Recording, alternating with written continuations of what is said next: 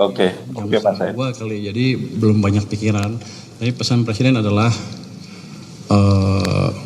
balik arah ekonomi, ciptakan pertumbuhan ekonomi yang lebih cepat, secepat mungkin. Itu yang akan kita kerjakan ke depan. Saya akan melihat di keuangan ada apa, instrumen apa yang masih bisa kita optimalkan. Di situ akan kita maksimalkan supaya ekonominya jalan lagi. Bukan jalan lagi, jalan lebih cepat. Nanti kalau jalan lagi dibilang berhenti sekarang. Ada instruksi khusus untuk soal penerimaan nggak Pak? Belum ada. Belum ada. Jadi saya suruh belajar sama Dirjen Pajak mana? Dirjen Pajak tentara ya? Bea Cukai tentara ya? Nggak ada, cuman basically saya akan lihat seperti apa intinya. Cuman kalau Anda lihat, biasanya kalau yang konstan apa? Tax ratio kan konstan, tax per PDB. Let's say kita nggak bisa rubah dalam waktu dekat. Ya untuk meningkatkan tax ya kita percepat pertumbuhan ekonominya. Kira-kira begitu. Ada yang ingin disampaikan ke pasar nggak Pak? Soalnya tadi IHSG sama rupiah sempat ngedrop pas pengumuman soal Ibu Sri Mulyani. Mungkin pasar nggak tahu, saya orang pasar. Saya di pasar berapa? Iya sejak tahun 2000. 15 tahun lebih. Teman Pak Anggito dulu dimarah-marahin Pak Anggito karena dia majikan dulu saya di pasar. Tapi saya udah kenal pasar cukup lama. Di sini juga tim cukup kuat. Pak Anggito di pasar cukup lama. Pak Thomas sudah tim lama di sini. Beliau teman saya dari tahun 2000 kali ngajar di UI bareng-bareng. Jadi Pak Heru juga teman lama, ahli di Bea Cukai juga. Jadi kalau mau dibetulin, diperbaiki, dioptimalkan, rasanya sih kita punya instrumen yang cukup untuk memperbaiki secara bersama-sama. Pak, kalau lihat kan belum ada. Kayaknya disuka-suka saya kelihatannya nih. Saya tanya, Pak gimana Pak? Boleh nggak saya abrik? Itu kira-kira. Saya nggak tahu karena saya baru, itu kode boleh apa enggak?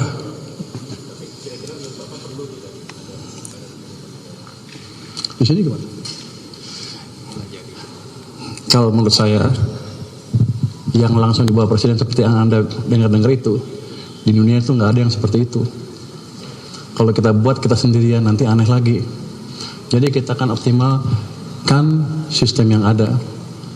Biasanya kalau ada kejelekan pemimpin baru gini, kalau ada pemimpin baru yang lama diobrak-abrik, buat baru lagi, soalnya mau bikin tonggak baru gitu kan. Saya nggak akan seperti itu approach-nya. Approach-nya adalah syarat yang ada, saya optimalkan sehingga sistem bisa bekerja dengan optimal. Yang jalan-jalan, yang berhenti-berhenti kita optimalkan. Yang udah jalan kita percepat lagi. Jadi semuanya mesinnya bukan mesin baru, ini mesin lama tapi kita buat lebih bagus lagi ke depan. Ini orang pintar-pintar semua sini.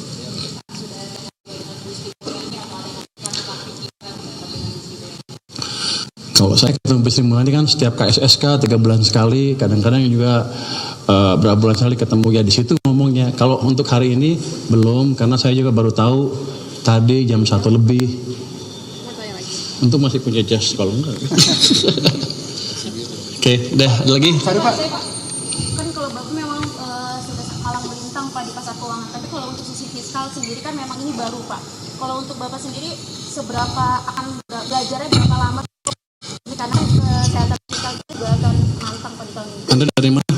IDN Times Pak. Gimana? IDN. Anda nggak pernah tahu saya di mana ya? Iya Pak. Sebelum di sini saya di KSP juga pernah berapa tahun, dan waktu krisis COVID 2020-2021 saya di samping Presiden Jokowi membantu memformulasikan kebijakan fiskal yang baik pada waktu itu, bukan dari anggarannya aja tapi cara mengelola uang pada waktu. Jadi kalau Anda bilang saya nggak pengalaman, salah besar. 2008 saya bantu Pak SBY, saya tingginya SBY.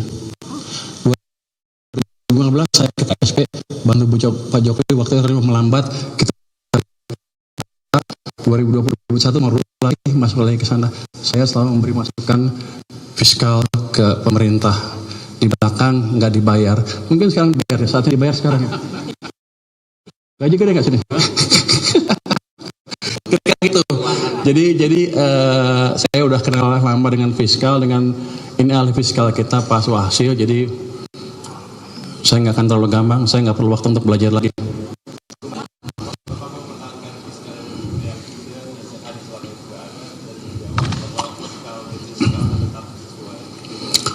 Kita akan membuat fiskal mempunyai daya dorong yang optimal buat perekonomian.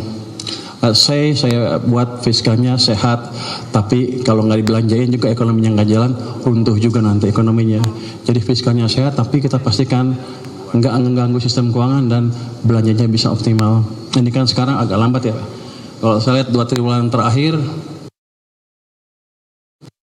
pertumbuhan belanja pemerintahnya, bukan triwulan 1, triwulan kedua itu negatif kan? Itu nggak tahu salahnya di mana, efisiensi apa bukan, tapi yang jelas itu memberi dampak negatif ke perekonomian karena pertumbuhannya melambat dari situ. Saya ahli fiskal, jadi saya ngerti betul fiskal yang prudent seperti apa. Anda mau belajar?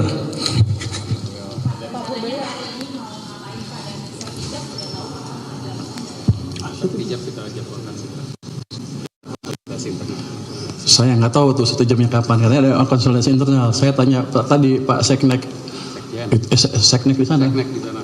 Itu udah punya saya, udah punya lu katanya. Tapi enggak, kita akan kulon-ulundu dengan Ibu Sri Mulyani. Saya akan mempelajari pesan-pesan dari beliau untuk memperbaiki di sini kelemahannya apa. Pasti ada kelemahan yang pengetahuan itu amat berguna untuk saya dengan teman-teman sini lebih mengoptimalkan dorongan fiskal ke perekonomian.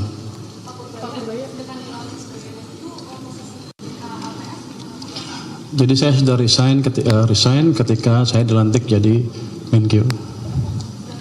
Tadi sebelum hari ini ya. Kosong, tapi nanti ada PJS. Nanti ada di sini. Luki mana Luki? Nah, beliau salah satu calon pejabat sementaranya. Karena saya di sini, kalau sana kosong saya suruh aja dia ke sana.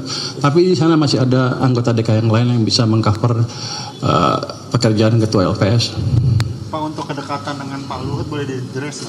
Siapa? Ada kedekatan dengan Pak Luhut. Boleh Pak Luhut. Iya, saya dekat dengan Pak Luhut, saya dekat dengan Pak Hatta, saya dekat dengan Pak SBY, saya dekat dengan Pak Sete, saya dekat dengan Pak Jokowi, saya dekat dengan semua yang membantu membangun negara. Jadi saya ikut di situ.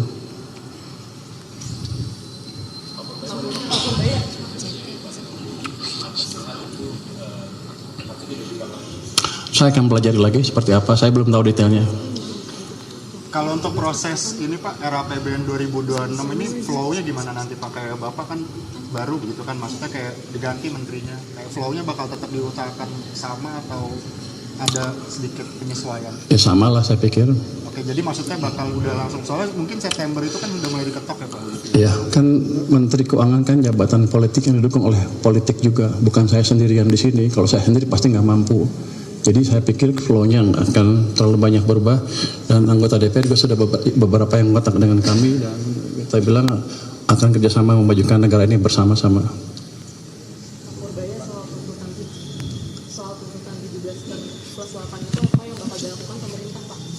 Tuntut apa? Saya belum pelajari itu, tapi basically begini. Itu kan suara sebagian kecil rakyat kita. Kenapa? Mungkin sebagian ngerasa keganggu, hidupnya masih kurang ya. Once saya ciptakan pertumbuhan ekonomi 6%, 7%, itu akan hilang dengan otomatis. Mereka akan sibuk cari kerja dan makan enak.